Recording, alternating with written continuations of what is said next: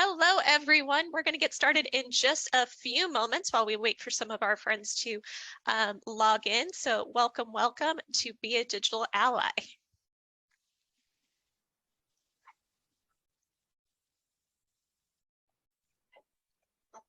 Jay, should I go ahead and start sharing the? Yeah, let's go ahead and get that set up, and that way we'll be ready to go. You have to enable my screen sharing. There we go. That should work for you now. Yes, it does. Okay, and I'm going to go ahead and open the waiting room too, so that way, if you're like me, you don't have to listen to multiple dings.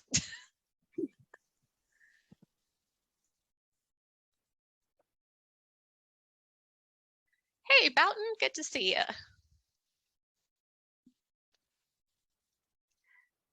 Is everyone able to hear or see the screen for the slide deck? Yes, I am anyway. Oh, hey, Naomi. Hi.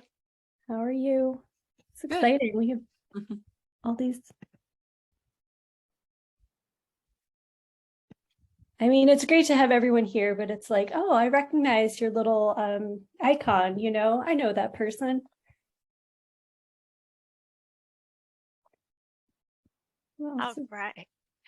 And then just to let everyone know, and I'll put some stuff in the chat later too, but just typically we will have like a bit.ly link for you all to access the slides. However, because of the content that's in here today, it was going to be a little difficult for us to keep the formatting on the slides as we have it right now. So we will have the slides available to you through our website when the video is finished. So when we do our video editing and we post the video, we'll also have all the materials posted at that time too. It was just, we wanted to make sure everything looked clean and pretty when you accessed it. So we felt it was better to wait than to give you stuff that you couldn't really use very well immediately. So.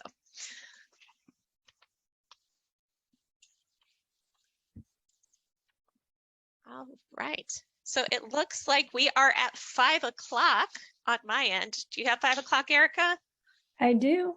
Well, I have 6 o'clock because I'm an hour. Well, then we're really late. No. All right, then I'm going to let you take it away then. All right. Well, welcome or welcome back to everyone. We're very excited to have you here at our latest. Today is Be a Digital Ally, which is Intro to Documents and PDFs. And oops, I keep thinking I can click the slides and I can't. Thank you, Julie. So just kind of a little intro and welcome and what we're about here. First of all, we really appreciate everyone being here and letting us be a part of your journey towards accessibility. And just as housekeeping and general guidelines, we always strive to create inclusive and accessible spaces here, to be kind, polite, and respectful, and ensure accessibility. So if you need any, notice anything that's affecting your access to these materials, please speak up, put a note in chat, and we would like to be able to help you as quickly as possible. Just a little overview of what we're doing tonight. We're going to do our welcome and introductions of who we are. We're going to talk about what we mean by digital accessibility. This might be review for some, but for some it will be new. And then we are going to get into our document accessibility section, which Julie Romanowski, who's also running the slides, will do. So Julie's got a lot of things she's juggling tonight. Hats off to Julie. And we had we have an accessible document overview, a PDF overview, talking about Google Docs versus Microsoft Word, and then comparing accessibility of PDFs. And if you've never been to Be a Digital Ally before, this is a monthly series, and our objective here is really to cover the basic skills and principles behind accessible digital design. So for the new, for the people who don't necessarily code, but the small content creators, this is for you. And even if you're an expert, you're welcome. This is really a space for everyone. And our overall goal is to make digital content accessible to people with disabilities, regardless of where we have our technical skills or background. Everyone's welcome. And we're really looking at content creators. So this could be social media, bloggers, contributing content to a website, but people especially who are new to accessibility. And this is us. My hair is a lot longer in the picture of me on the slide, but my name's Erica Braverman, and I'm the Community Engagement Specialist here at Knowbility. I mainly focus on our AccessWorks usability testing program, but in the nonprofit world, I feel like we're all doing a little bit of everything. So I'm going to pass the mic over to Mckay to introduce herself. There we go. I am Mckay. I'm the Director of Community Programs. So I oversee wonderful programs like Better, Be a Digital Ally, or Access You, our AIR competition coming up. And I am so excited to see you here. I am a white female in her early 40s. I wear glasses. I have my big, huge headphones on and short brown hair that is quickly turning gray. So welcome. And Julie, do you want to introduce yourself? I don't think most of the folks here have met you yet.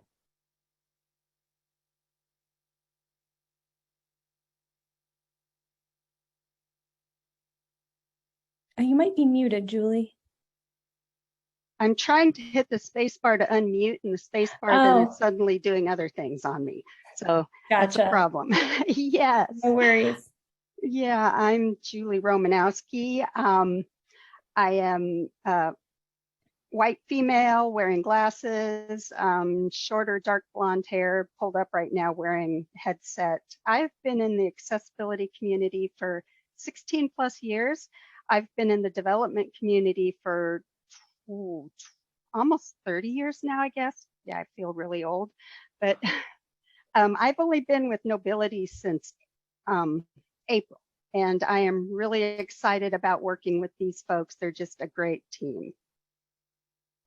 Thanks, Julie. And I didn't really describe myself besides saying that I look different from my picture.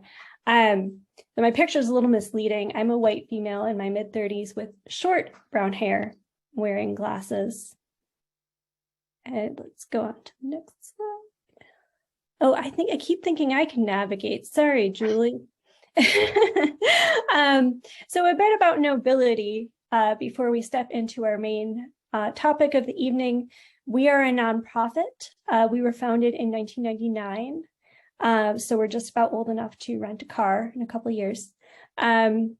We are based locally in Austin, but we operate globally with all of our different programs. And our mission overall through all these programs is to create an inclusive digital world for people with disabilities. And about our programs, Be a Digital Ally is just one of many. Our community programs include our Accessibility Internet Rally. If you're not familiar with that, please do check it out. And if you want to sign up, you have until tomorrow to do so. Access You, which is our training conference in May. AccessWorks, which is our usability testing program. Our K-12 digital accessibility program, which is our Toolkit Tuesday webinars, and our K-12 Access Summit for teachers, educators, parents in July. And then, of course, Be a Digital Ally. And if you'd like to support any or all of these programs, if there's a cause on here or an objective on here that is near and dear to your heart, you can visit us at knowbility.org. That's knowbility.org/donate. And Jay has just popped that in the chat as well if you would like to support any of these community programs. And before we jump into the main topic, we're going to review what we mean by digital accessibility. For something to be accessible in a digital space, it must be perceivable. So can people perceive the content, whether that's through vision or hearing or however they're accessing the information on the page or the app? Can they understand content? Do they know where to go, what to do, what to expect when they're on the site? Navigation, can people navigate independently using their preferred tools? And we're going to be talking about some of these tools in a bit. Interaction, are people able to independently complete tasks? Are they able to independently explore all the areas and choose where they'd like to go, how they'd like to interact with the features? And last, but certainly not least, is contribute. And is that, can people fully participate in an authentic manner? So leaving a comment, filling out a form, selecting a page, interacting with the site in all its capacities. And why is it so important to make sure that accessibility is part of our designs? Why is it important to design for accessibility? Is that 15% of the world's population lives with some form of disability. And several, if you think that number is kind of high, it's really not, because keep in mind that some people might not consider themselves as having disability, but they're included by definition as having a disability as defined by the World Health Organization. And that could be people who are having, age-related vision loss or hearing loss or mobility loss. A lot of people who say, oh, I'm just getting old, are really saying, yeah, I have an access need that needs to be accommodated, even if they're not thinking that way. People who are colorblind. So this definition includes more of your users than you think. And then also people without disabilities do benefit from accessibility. Things like magnification. I like to use magnification if something is small on a website and I'm trying to view it, or dark mode on my phone. I love dark mode. That's an accessibility feature that a lot of people like to use, whether they have a disability or not. And when we talked about those preferred tools that people might be using to navigate around a website, what we're talking about is assistive technology. And assistive technology is any item or piece of equipment or software program or product system that's used to increase, maintain, or improve the functional capabilities of persons with disabilities. So there's no one type of assistive technology. It's really up to the person to choose what they need. And these assistive technologies enable and they promote inclusion and participation, especially of people with disabilities, people who are aging, and people with non-communicable diseases. And the primary purpose of these products is to maintain or improve an individual's function and independence, thereby promoting their well-being. And that's a great definition from the World Health Organization, summing up disability or assistive technology. And the first one, I didn't cite my sources very well. That's from the Assistive Technology Industry Association. So two good definitions of a very necessary type of technology. So what might people be choosing when they select these assistive technologies, whether they're using a software or a product system or equipment? Lots of choices. There's something called a screen reader, which will read out content on a page as audio rather than visual text. A refreshable Braille display, which combines with the screen reader to display that content in Braille. There are alternative navigation methods, such as using keyboard only instead of a mouse, or using a different external navigation device like a switch. Closed captions. Lots of people use closed captions on YouTube, on Instagram videos, all over the place. Transcripts, if you've ever visited news websites, if they have like an interview, they'll typically have a transcript.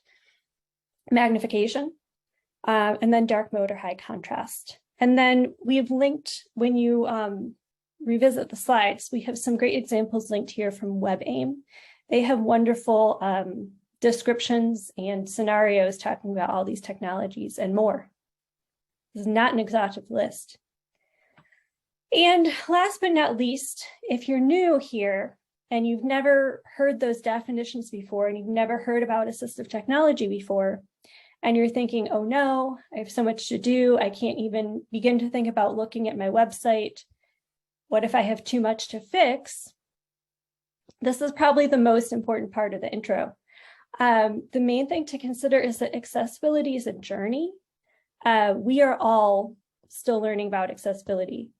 Julie is, Jay is, and I am, because accessibility, we're learning new things as an industry every day. Technology is changing. We're always learning how to do better and how to do more.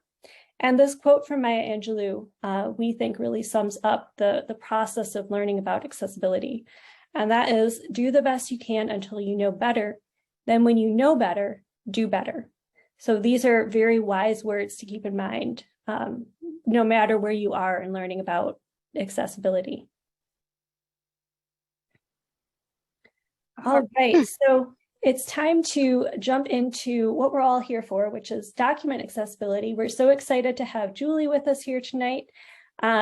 She's got some great material for us, so I'm going to turn it over to you, Julie. We're excited. Thank you. Thank you very much. I am going to stop my video because my internet's been a little flaky the past couple of days and I don't want to have any issues there. Okay, so we're going to go over document accessibility. We're going to give you an overview of what we mean by accessible documents. Then going to talk a little bit about PDF documents. A lot of people have misconceptions about them. Then we're going to do a comparison of Google Docs versus Microsoft Word. And after we get through that, we're going to compare different PDFs, the accessibility of those PDFs that were generated using Google Docs and Word.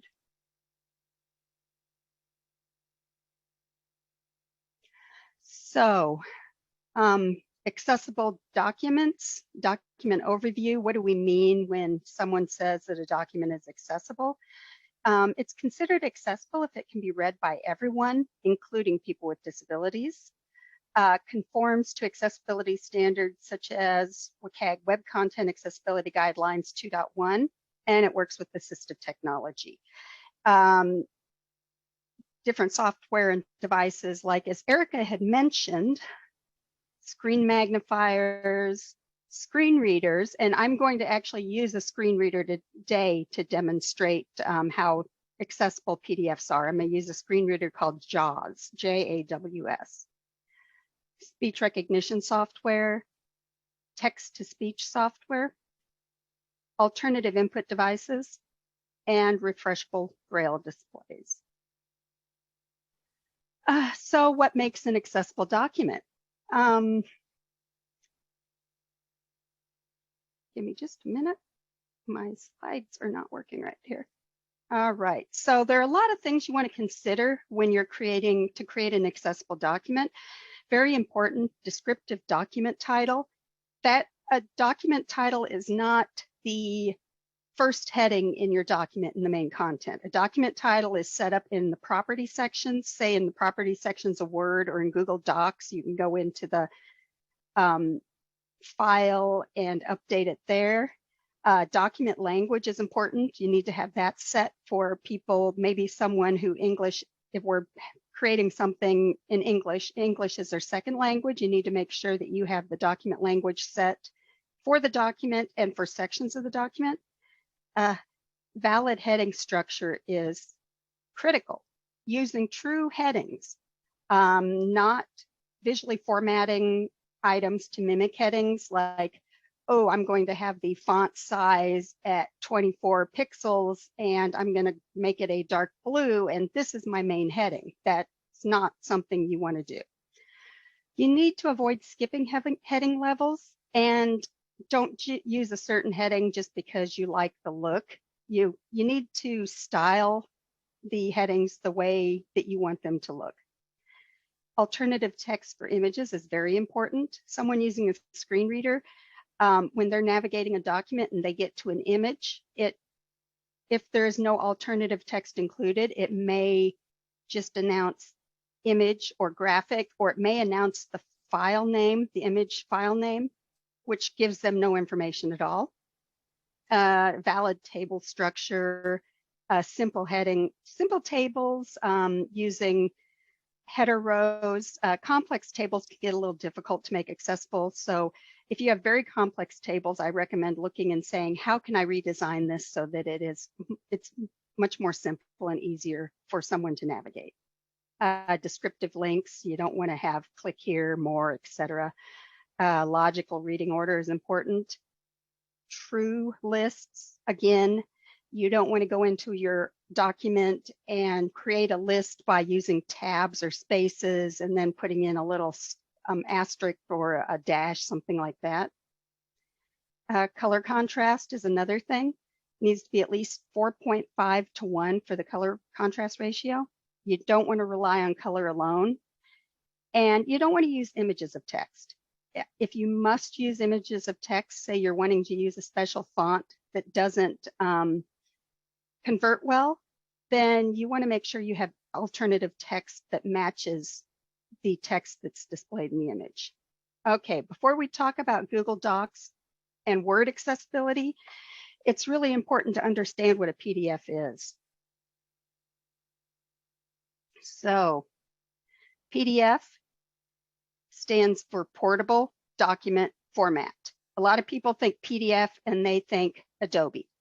Adobe's done a lot of work with PDFs, but PDF is its own format. Adobe did create it many years ago to provide people with an easy, reliable way to share documents, regardless of the software or hardware they're using, regardless of whatever browser they're using, things like that. PDFs are portable. They can be used anywhere. They can be displayed anywhere. They can be, you don't need any expensive software to read it. You can use a free PDF reader. PDF format is an international standard, open standard now. Lots of accessibility specialists really like to criticize PDF accessibility, even to the point of demanding that PDFs not be used at all. I admit there are a lot of inaccessible PDFs out there, but the real problem is likely people not understanding how to use options within their authoring tools to create accessible documents, or it could even be the authoring tool being used is not able to generate accessible PDFs. A great deal of effort is often devoted to remediating PDFs that have accessibility issues. Sometimes it's necessary, but most of the time, these issues could have been addressed in the original document by using an authoring tool that allows for the creation of an accessible document.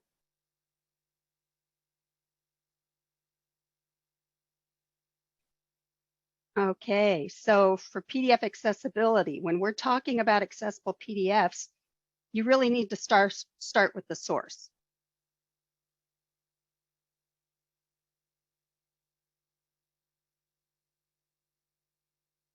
So structuring the original document correctly, I talked about making sure that you format it correctly, headings, lists, true lists, things like that, and addressing accessibility issues in the source document before converting to PDF will help prevent most accessibility issues. It's important to note that there will likely still be accessibility issues in the final PDF. However, if care is taken when creating the original document and all accessibility issues are addressed there, then any accessibility issues in the final PDF will likely be minor.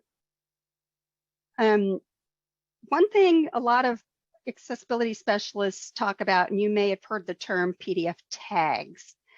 That is one of the ways that are used to make PDFs accessible. When they're talking about tags, they're referring to the tag PDFs, where the PDF tags are used to provide a hidden, structured representation of the content that's presented to screen readers. Tags exist for accessibility purposes only and have no visual effect on the PDF. There is more to an accessible PDF than tags, but an untagged PDF would not be considered accessible. For example, for tags, if you take a Word document and you have structured it correctly with headings, things like that, when a PDF is generated, those headings would be tagged in the PDF as like H1 for heading level 1, H2 for heading level 2, and so on.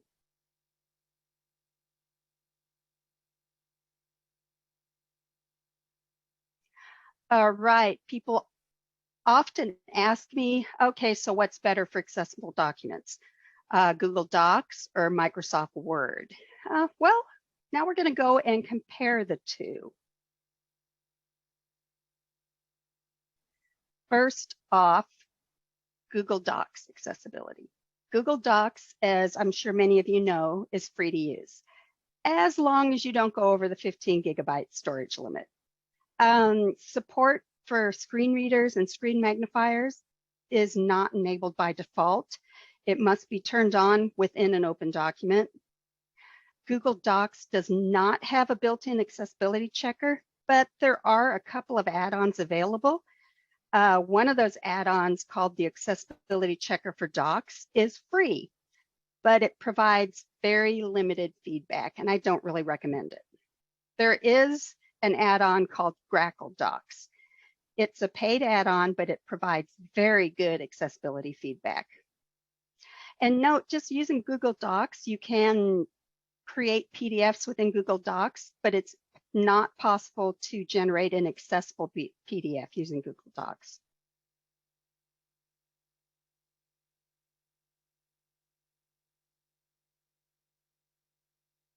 All right, on to Microsoft Word. So Microsoft Word is available Office 365. You can get it as a subscription service, but what a lot of people don't know is you can also access Word online for free. You have to create a Microsoft account to do that, but you can access it online for free and use it that way. You just would have it would be limited where you wouldn't have a cloud account, you couldn't download the software onto your workstation, things like that. Assistive Technology support is enabled by default in both the paid and free versions. Both the paid and free versions of Word have a built-in accessibility checker, which provides excellent feedback on accessibility issues. And both of the Word versions also generate accessible PDFs.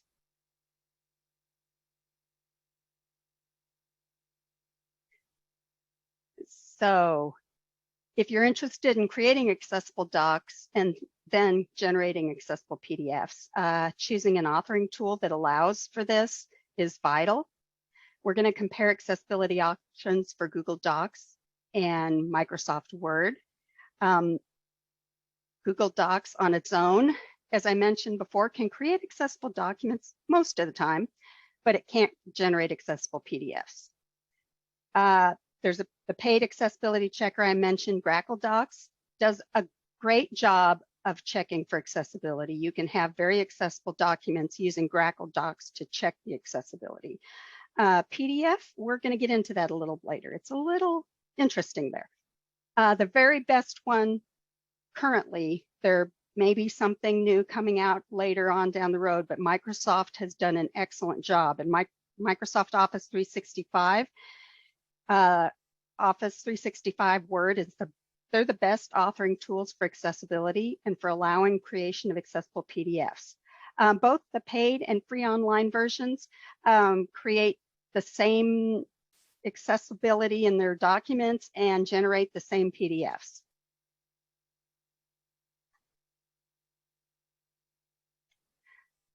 All right, I've covered a lot so far. Let's pause a moment to see what questions you may have. Does anyone have comments about anything I've covered so far? Any questions? So we have a question. It's asking about, do new tablets, Android or Apple, come with Adobe built in, or do they have the ability to simply show PDF files with their operating systems? I do know you can download Acrobat Reader, so you can display those. And I am not an Android person. I am and iOS person all the way, so I can't really answer about Android. But I do know too is I have a Acrobat Pro account, and I do have an app that I could download onto my phone and tablet where I can edit PDFs there. I can read PDFs on there. It's more limited than if you're using the online or desktop version. Okay. Okay, there's a question about if you download a Google Doc as a Word doc and then convert it to PDF, is the PDF accessible, or would you still need to format the Word doc for accessibility? And I think we're going to get to both, and then somebody else has a similar question about PDFs being made within Adobe as opposed to exporting. So I think that's kind of where we're going next. Yeah, well, PDFs being made within Adobe is a little more advanced because we're talking Acrobat Pro, and we're not going to be covering Acrobat Pro in this one. Sure. We had Oh, sorry, Julie. Go ahead. We had a question. What about Apple Docs? Well, it was getting converted to Apple Pages, actually. Oh, okay. Okay. Yeah, there was a correction to, they didn't mean Apple Docs, they meant Apple Pages. Yeah, and I only okay, tested desktop. I didn't test mobile for these. So we're only talking desktop right now. The mobile would be a completely different beta session. Gotcha. And then do we get the question about PDFs made within Adobe? I don't think we got that. Okay. Yeah, we talked about that a little bit, yeah. Okay, all right. And the one about downloading a Google Doc as a Word document, you would have to then go in and make sure that there aren't any accessibility issues in the document as a Word document before you convert it to a PDF. But it should work okay. Thing is, there are some formatting differences between Word and Google Docs. So if you upload a Word document into Google Docs, it may strip some things out. If you download from Google Docs into Word, it may make font size huge, and there are a lot of different formatting things that you'd have to mess with. Okay. All right.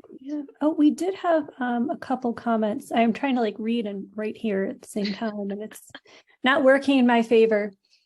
So Hillary said, I work for the federal government. We're supposed to use Google Docs for everything. I prefer Microsoft Word and would like to make a case for it using its accessibility features. I think we're giving you some info here. Yeah, I think the slide deck plus there's some demonstrations that will be, they're actually videos embedded within the slide deck. So you'll be able to show those as well to help them, whoever it is making the decisions, understand that maybe Office would be a better choice, or maybe Google Docs. I'm not giving it away yet. We aren't to that point. So. Yeah, and Boughton made a comment about assuming that it's possible to remediate PDFs that were created in Google Docs. So if you create the Google Doc, create it or download it as a PDF, potentially you could remediate it, but yeah, that sounds like a lot more work than it's worth. Yeah, you'd have to have Acrobat Pro, which it's a subscription service and it can be pricey. All right. Okay, so now we're going to get into comparing the accessibility of these PDFs that were generated from Google Docs and Word. We're going to look at some examples generated from Google Docs, another one generated from Google Docs using Grackle, and then one generated from Microsoft Word. And I'd mentioned before that the free online version and the paid version were creating the same documents, same accessibility, generating the same PDF. So I'm only going to be showing one of those documents because it's going to be identical if I showed them both.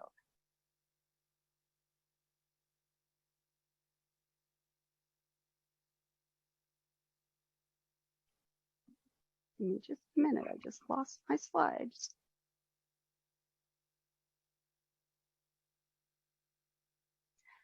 Okay, so what I did was I went and created the source doc using Word 365.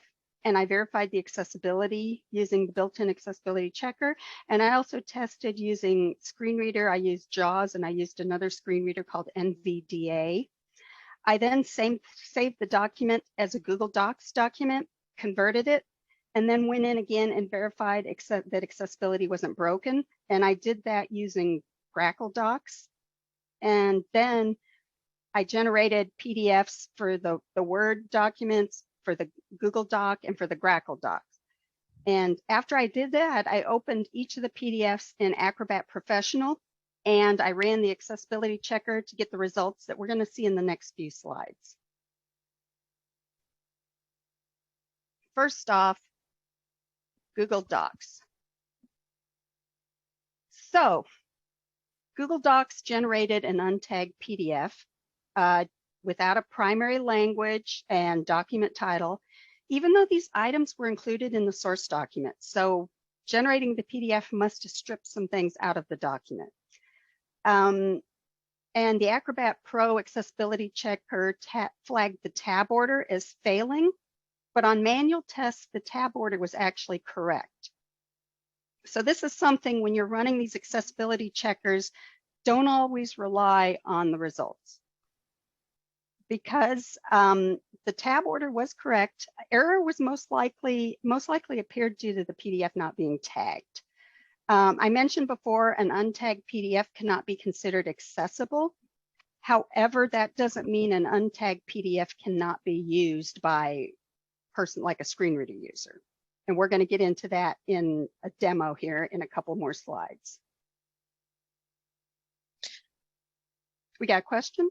I do. So can you kind of tell me how a tag makes that document more accessible? I'm assuming it has more to do with if I'm a screen reader user, it helps me navigate that document a little easier than if it was untagged. Yes. Well, the tags are what it is say for the Word document, which it will do for the Word document when you generate the PDF. Any headings within the Word document will be tagged as headings within the PDF. Gotcha. For some reason with Google Docs, it's taking the formatting, the headings and things and stripping them out when it's generating the PDFs. So something that is a heading, it's actually a true heading, a heading level 1, heading level 2 within Google Docs. When you generate the PDF, suddenly it becomes, that information is stripped out of the document and it just becomes simple text. Gotcha. Thank you.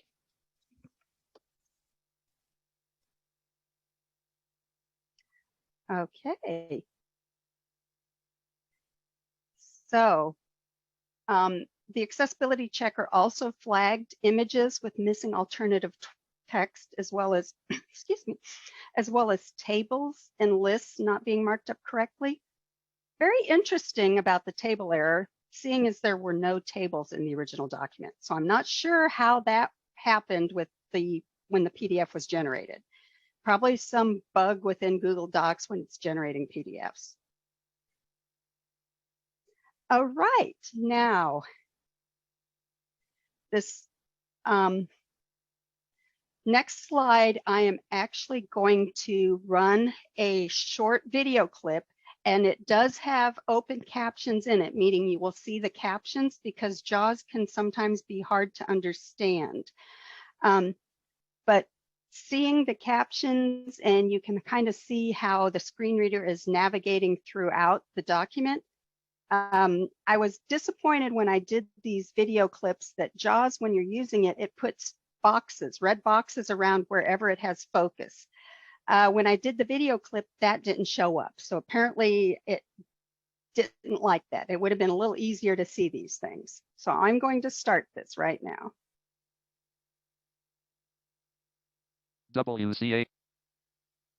And let's see, are you able to hear that?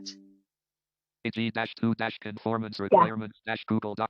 Is everyone able to hear that? WCAG Okay. W3C registered. Is it loud? Really loud to me. Parent Yeah, link no, it's good. Link Ursum, link Keo, and right parent W3C link liability, link trademark and link document use. Rules apply period. Web content accessibility guidelines left parent WCAG right parent. Link overview. 2. Link additional. Documentation. 2. Link WCAG. 2. Principles. and guidelines. 2. Link principle. 1: perceivable and dash people can recognize and use your digital content using the senses link that are available to them. 2. Link examples. 2. Link guideline. Okay, so for that, it was reading from top to bottom, left to right, so it was reading in the correct order. I don't know if you noticed on that, the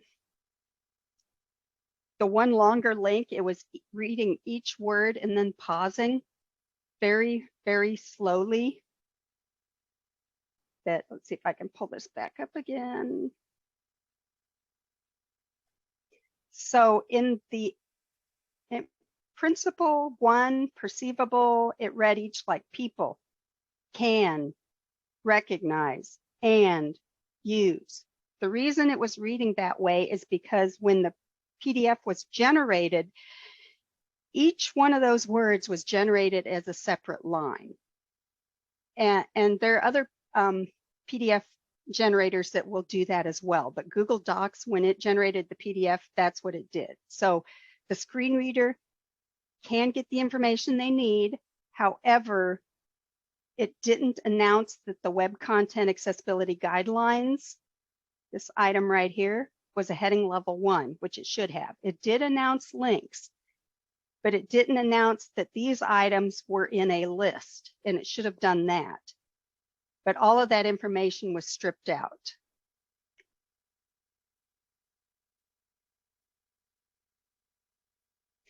Okay, let's go on to Grackle Docs. So the accessibility checkers automated, excuse me, tests found no accessibility issues in the PDF. And as with any other PDF you run through this accessibility checker in Acrobat Pro, it will flag logical reading order and color contrast and navigation links as needing manual checks, because those are things that really can't be tested, automated testing reliably. There are tools that are getting better at doing like navigation links or reading order tests better manually or automatically, but still the Acrobat Pro will flag those and say you need to do manual tests. So it looked like a really good report here. But then let's go to the demo.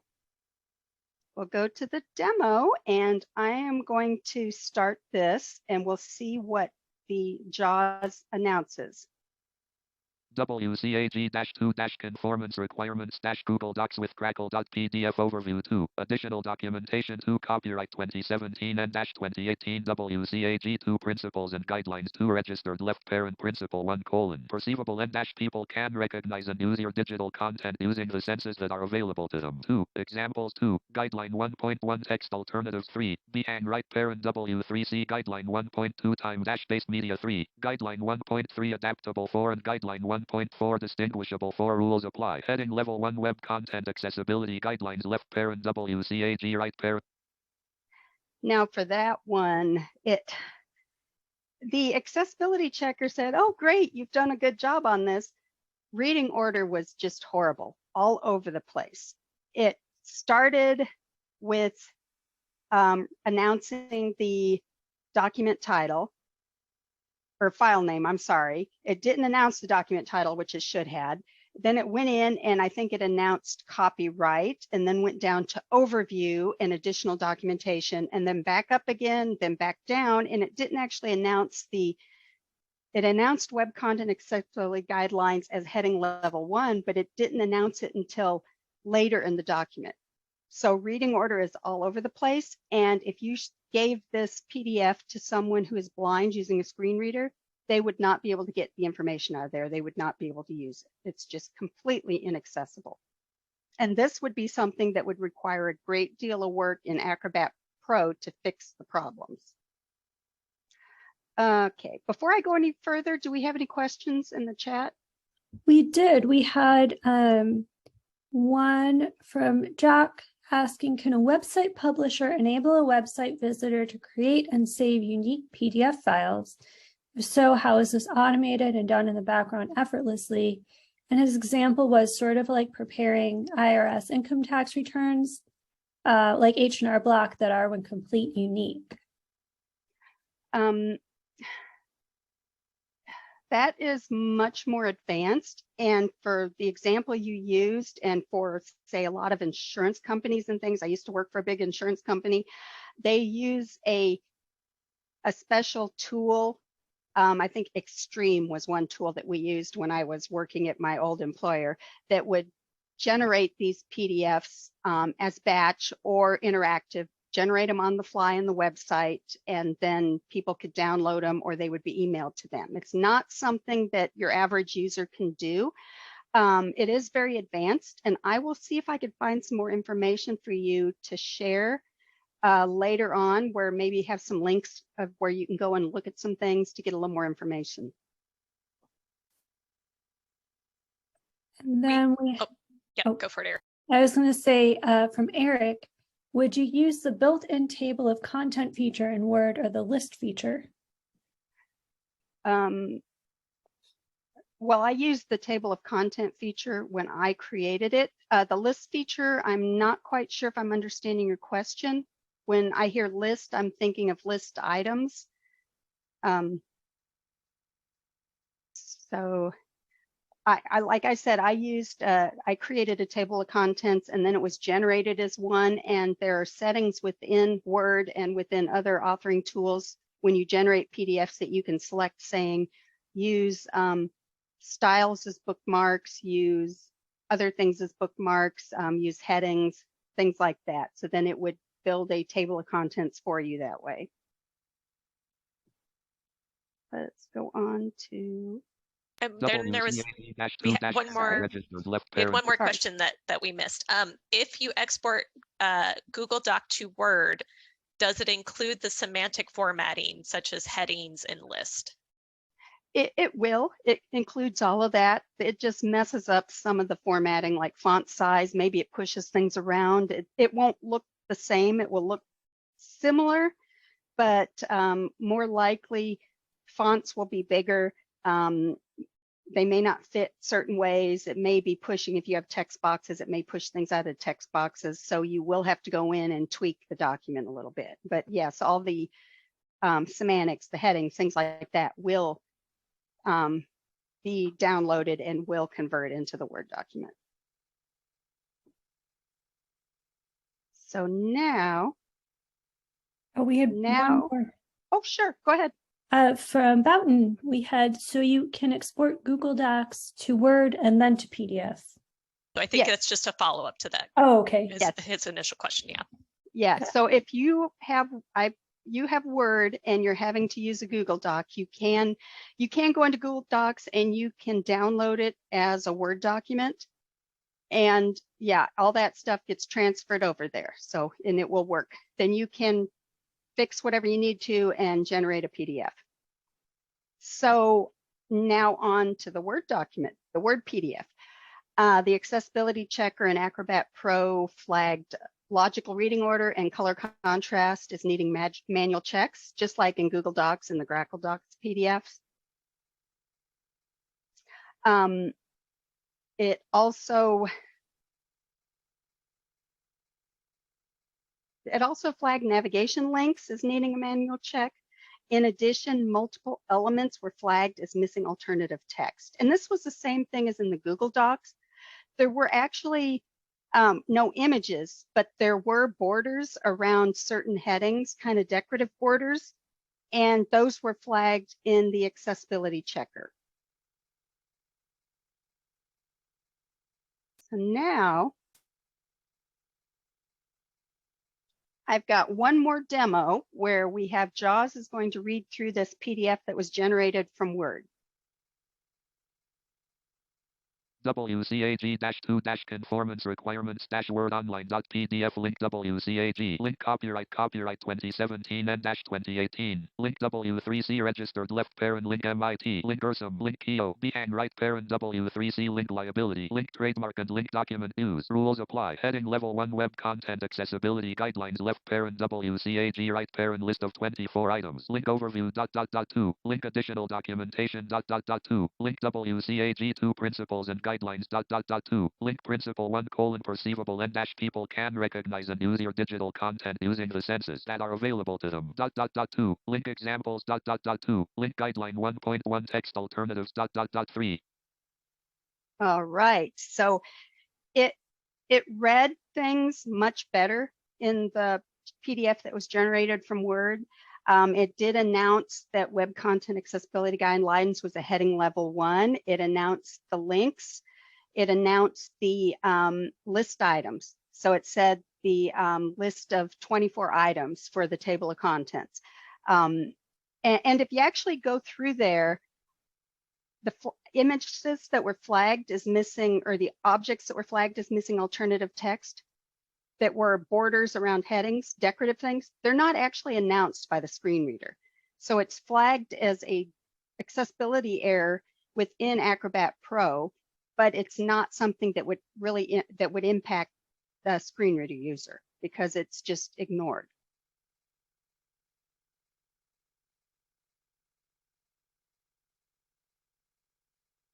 WCAG. Sorry. Okay. So on to final thoughts. The demos may have surprised you. It definitely surprised me when I was doing the testing to prepare for this session. Who would have thought that an inaccessible PDF generated by Google Docs would actually be easier for a screen reader user to navigate than one generated by an accessible Grackle doc file? That kind of surprised me. I thought Grackle doc, very accessible. The PDF is going to have to be accessible as well. But it was much worse than the untagged PDF generated by Google Docs. So some really important things to remember from our demos. PDF accessibility starts with the source. An accessible document will most likely generate an accessible PDF, unless it's a Grackle doc. Always use the accessibility options available in your authoring tool. And Word 365, both the paid and the free version, generate the most accessible PDFs. Most importantly, don't use Grackle docs to generate PDFs. Seriously, the PDFs are terrible. So when you say don't use Grackle docs to generate the PDF, I know on the Grackle docs add-on itself, there is an option to export as a PDF. Is that what you're referring to? Or are you referring? Okay. That's how you generate in the Grackle docs. And it is just, they're just horrible. If you generate from Grackle docs, you're going to have to go into Acrobat Pro and do a lot of work to fix it. Because reading order issues, that takes a lot longer to fix in Acrobat Pro. If any of you have used Acrobat Pro, that takes a lot longer to fix than most other accessibility issues. Do we have any other questions? Looks like we had a couple comments. Katerina said this was very eye-opening to have the screen reader demo. And then Teal commented that the PDF structure, the file structure, excuse me, is unusual in that it is not designed to be readable by humans. So the order of the elements can be unexpected. Good thing to point out. Oh, and we do have a question. Oh, okay. Go for it, Erica. Oh, I was going to ask the question we got by email, but we can go in any order. No, we got one here. It says from Rebecca, will Word docs be tagged if you just print to PDF, or do you need to export the PDF using an Acrobat plug in to get that tagging to export correctly? So I think what you're referring to is, you know, when you hit that export PDF, there's usually that print item or the electronic option. That is an excellent choice. Don't ever use print for PDF because that doesn't include any, it strips out, like Google Docs, strips out all of the formatting, strips out all of the headings, things like that. Use Save As. So if you go into File, Save As, you save it as a PDF within that. and it generates very good PDFs. I've discovered that generating PDFs that way in Word actually does a better job than generating PDFs with the Acrobat plugin. Because for some reason, the plugin always sets, even if you have your document title set, it always switches that where it is reading by the file name. And then you have to go in and fix that. If you generate it using the word save as, then you don't have that problem. Gotcha. We have one from Eric. It says, in Word, what style should you use for regular paragraphs? For example, normal or default paragraph? That one, body text is usually better to use. If you use normal, it isn't always converted to a actual paragraph tag within the PDF. It doesn't really cause problems for screen reader user, but it just kind of weird, flaky. Sometimes it's converted as a paragraph, sometimes it isn't. So body text usually does a better job, but either one you use, it's not going to impact a screen reader user. Okay, I'm going to bounce around a little bit. So Boughton wanted to reply to our discussion, I think, about the save as. So he's asking, so the PDF, or excuse me, so the Adobe PDF print option is not as good as the save as PDF. Yeah, the only difference is the save as PDF, when you then open it in Acrobat Pro to test it, it has, you have to have the document title, and it works fine because the settings, the properties for that document in the PDF, let's see if I can show you one. Let me pull one up and show you. Sure.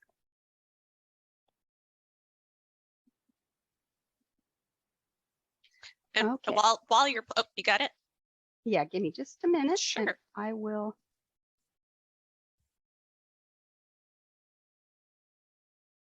There we go. Okay. Are you able to see this document? Yes. This was one that was generated by Word paid version, but the online was, it had the same information.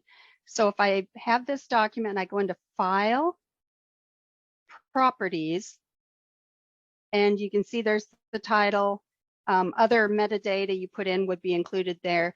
Initial view is marked as document title. If you generate this using the Acrobat plugin, the initial view will be set as file name, even though you have a document title. Not a big deal, but then you have to go in and fix that. So it's just, I mean, you do the save as, and there are a lot of people who don't have Acrobat Pro, so they don't have the plugin. So it's just good for you guys to know that if you don't have the plugin, it's not really needed because you can generate very good PDFs just using the save as. Now I will go back to sharing the. Okay. So somebody wanted to raise their question again because they're trying to sort out their methods here. So is creating the PDF in Adobe better than exporting from Google Docs? I would say it's better than exporting from Google Docs, but you get the same. I mean, it'll be the same as if you generated it from. Well, I shouldn't say be the same. It would be similar to generating it from Word using the Acrobat plugin, but you can. There will be some slight differences. I believe, though, and I'd have to test again, that if you open the Google Doc within Adobe and create a PDF, that it doesn't strip out all of the headings and list items, things like that. But I'd have to test again because I know there were some little quirks and some issues before, but I really can't give you all the facts on that right now. Sure. So Anthony had an interesting comment. He's saying EPUB has been offered as a more accessible document format. And do you think PDFs will be replaced anytime soon? Any thoughts on that one, Julie? I don't think PDFs will be replaced anytime soon. That I mentioned, a lot of accessibility experts hate PDFs. They don't understand how much they're used. I mentioned working for a large insurance company, a Fortune 50 insurance company before.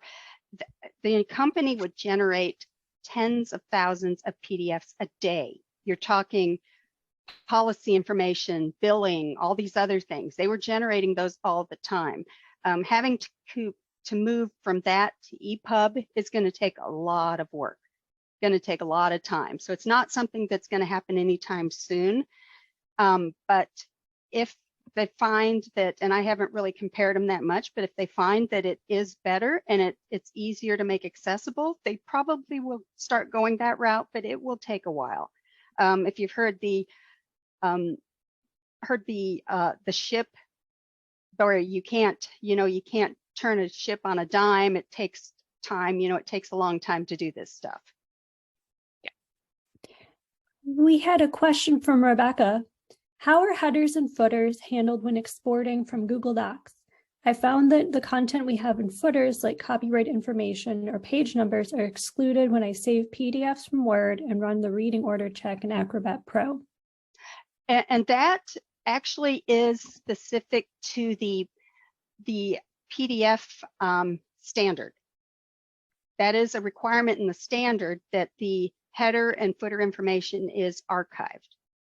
You can, if it's some information that you really need people to have, then either you need to make sure that it's available within the content of the document and not in the header or the footer, or you need to go in using Acrobat Pro to tag that content.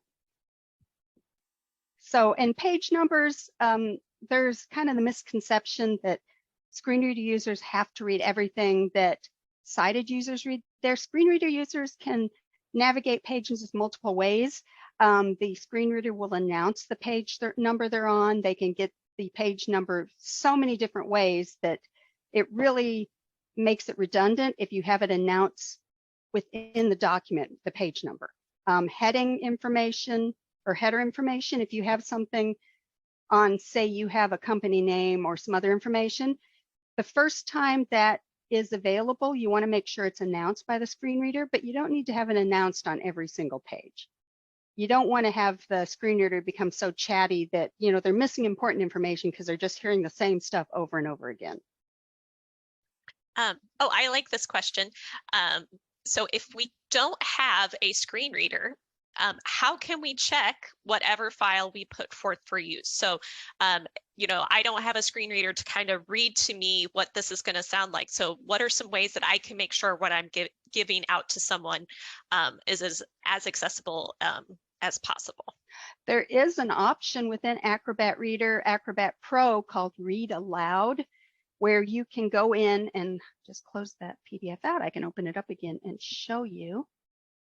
Now you're saying that's the Acrobat Pro, which is the paid and version. Reader also. Oh, and Reader. Okay. Yeah, I just can't open. They changed the Acrobat Pro changed things. I used to be able to have Reader and Pro on the system, and now it won't let me do that. So, but there is a thing you could go into View in both Acrobat Reader and Acrobat Pro, and you go down to Read Out Loud. Are you guys seeing? Yes. Yes. Okay. We are. And then activate Read Out Loud. And then you go up again to View, Read Out Loud. And we'll just do read this page. WCAG, copyright 2017-2018 W3C registered, MIT, URSIM, KO. And I'm going to go ahead and stop. W3C liability. So it's not going to announce like headings, links, things like that. So that's not going to help you there, but it will give you a good idea if the reading order makes sense. If it's announcing words like has the pauses like JAWS did with the Google Doc PDF, really slow like that, then there's some issues there. But it'll give you a general idea of if the user is going to get the information they need. And I will say, to piggyback on that, if you have, you can always use the free version of the screen reader or the free screen reader. NVDA on Microsoft or VoiceOver on Mac. However, and I say this as a sighted person, it's not like you can just turn on the screen reader and it just does whatever you want. It's definitely very, very, very much a learned skill. I mean, I encourage everyone to find out where their screen reader is, and of course, try it out just to see how it behaves. But I like the read aloud tool much more in terms of being able to use something right away as a sighted person. Yeah, and for NVDA, it's free. It's much easier for people to learn. However, there are different keystrokes. If you're going to be navigating a PDF, you're going to have to understand what the keystrokes are to navigate there. It's not like you would be tabbing through a website. So you would need to download it, like go to WebAIM. They have keyboard commands for NVDA. They have all that information. They have a lot of information. Mm-hmm. And know that what you're hearing may not be the same as what a true screen reader user who uses it every day would hear. Yeah. So we are over time, so maybe we need to finish up. We did have a question that came in from email, though. Okay. And that was a question from someone who has a site that is, it has different PDF resources, and people have an account and they can open up these resources, and they wanted to know if there was a way that they could log into their profile, save different PDF resources to their account that they're logged in, and then it would print those as a single resource. Wow, that's really advanced, really advanced. And that would be very difficult if you weren't using some kind of a tool like I had mentioned, HP Extreme PDF generator tool, because if you're using the browser, different browsers generate PDFs differently. Some browsers maybe don't generate accessible PDFs, others do. So that would be really difficult if you're not using a special tool to do that. But very advanced. I'll have to see if I can find more information for the person who sent that question in by email.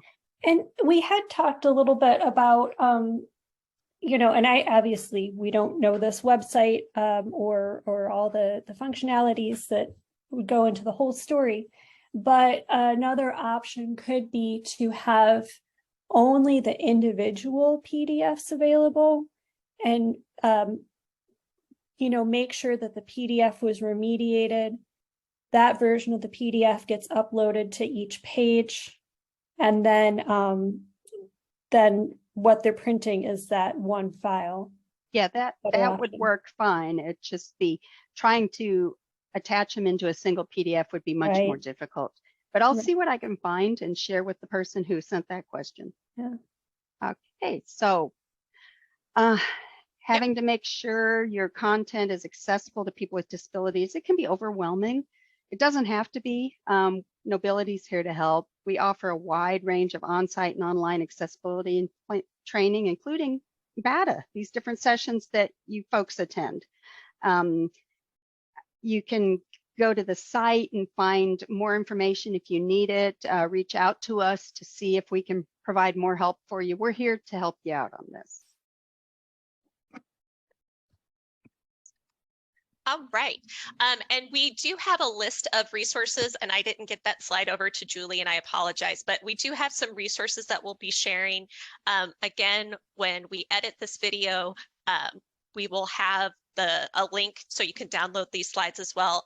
And those resources will include, those basics of making a good accessible document. Because like we said, if you're going to start with that good accessible Word document before you convert it over to the PDF, that takes away a lot of the troubles you're going to have later. So we'll have a lot of resources on that for you. But we want to get you ready for our next session. I'm really excited about this one because this was something near and dear to my own accessibility journey.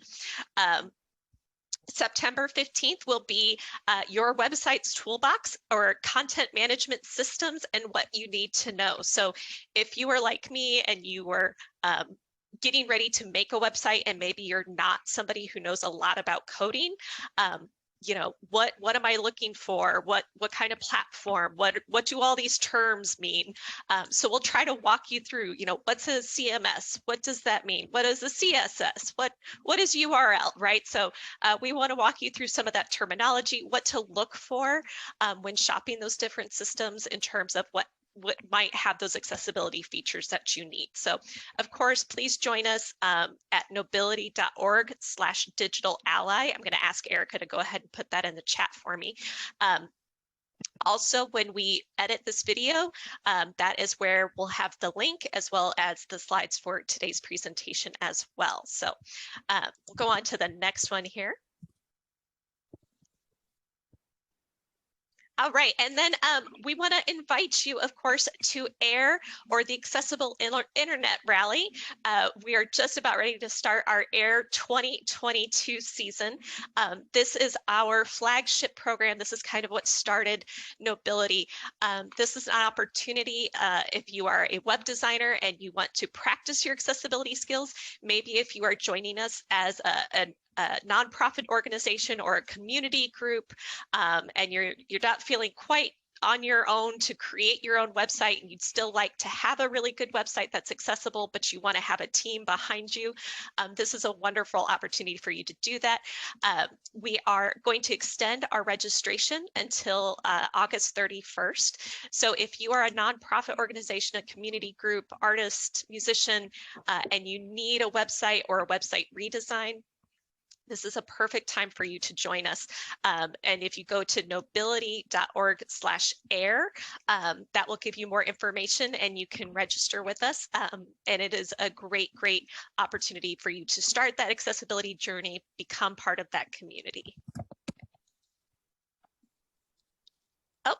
Somebody's saying that last one's getting you an error. Okay, we'll make sure we get you the correct bit.ly link real quick on that one. So thank you again. And of course, always the main one up now. Perfect. And so thank you everyone for joining us. We hope you have a wonderful rest of your day, and we'll see you next month.